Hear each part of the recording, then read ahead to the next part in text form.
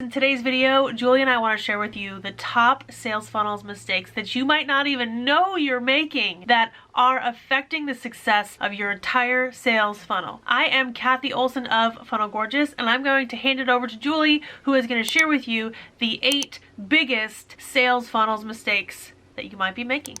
All right, so these are the biggest mistakes that people make when they are building funnels. And I already kind of talked about number 1. That is, they build the product before thinking about the funnel. And notice that I always say idea first, funnel type second, outline third, copy fourth.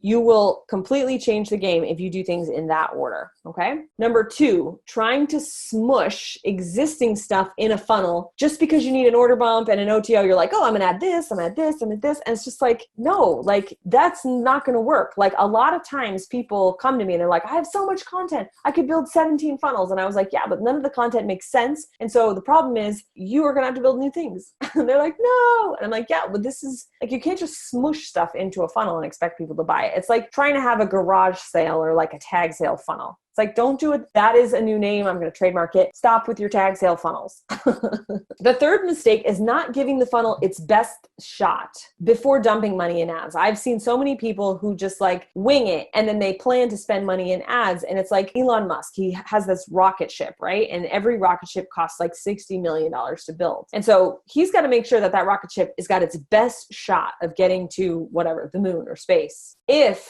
he was like, you know what, we don't need to really worry about that like wing over there. That's not a big deal, right? He knows the stakes are high. Oftentimes when we build funnels, because they're digital assets, we just like, we can fix it later. Let's just run money in ads. It'll be fine. Even if it doesn't work, I won't get disillusioned. Oh, hell, you won't. Yes, you will. So give your funnel its best shot before you just like dump $1,000 in ads on it, okay? Number 4, thinking, this is not that much money, so it doesn't really need a lot of copy. People think, it's only 27 bucks. No, you need a crap ton of copy to sell even just a $7 product, okay? So don't be fooled by that. A lot of people forget how competitive the space actually is, or they forget that like people are used to paying $16 a month for Netflix, and then Netflix hauls off and spends billions on production. So don't get in the mindset of, this is just like a $7 ebook, it'll be fine. Like you should think every product should be like, how do I make this Netflix level value, right? Like what I'm doing right now today is free for you guys. A lot of you, and I would love any shout outs you could give, will say that this is better than paid courses, right? Because I am always like, I want the best thing that I could possibly put out for the value I provide. I want the value to be so far above what people pay, right? Because I know that we live in a world where people pay $16 a month for Netflix, who spend billions of dollars on production. Every single thing you put out should have that sort of mindset of like, if it's $27, how do I deliver $1,000 of value? If it's $1,000, how do I deliver $100,000 of value? The more you think like that, the faster you will have success, I guarantee. And number 7, Franken funnels. And I don't just mean ugly funnels. What I mean is when people are like, they go rogue and they're like, I'm gonna do a squeeze page to a webinar, and then I'm gonna like add an OTO, and they like try to add OTOs on webinars, or they try to like add 16 OTOs or 4 downsells or like 85 options. Like